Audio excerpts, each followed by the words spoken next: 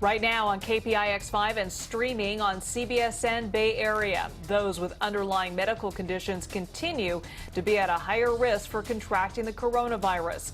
Of those people, more than 25 million Americans have asthma, a chronic respiratory disease. Good evening, I'm Elizabeth Cook. I'm Alan Martin. Tonight, some preliminary news that may reassure those diagnosed with the most common form of asthma.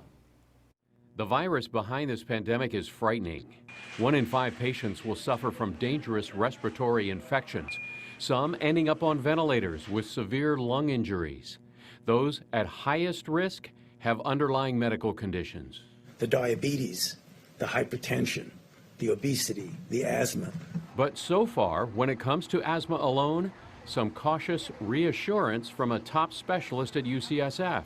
A lot of the studies that have been published on this have not really indicated that asthma is an underlying condition that puts you at risk of severe COVID-19 outcomes. Certainly not the most common forms of mild to moderate asthma. With asthma, the airways that carry air to the lungs, the bronchial tubes, are inflamed. With COVID-19, it's more a disease of the air sacs. That's where oxygen gets into your blood. This virus causes a very severe pneumonia. So really, asthma should not put you at risk for getting a severe pneumonia like that.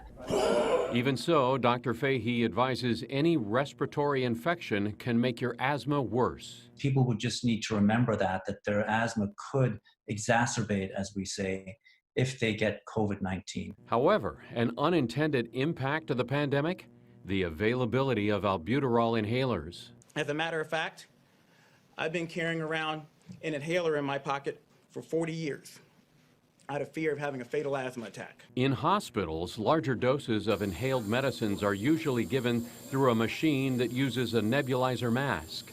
Now, hospitals are using albuterol inhalers instead.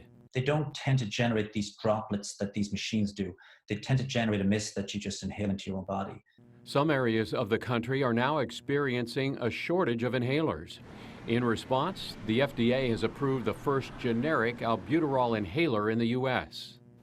Dr. Fahey says there is also no evidence that taking inhaled asthma controller medicine, the corticosteroids, puts you at a higher risk for severe pneumonia.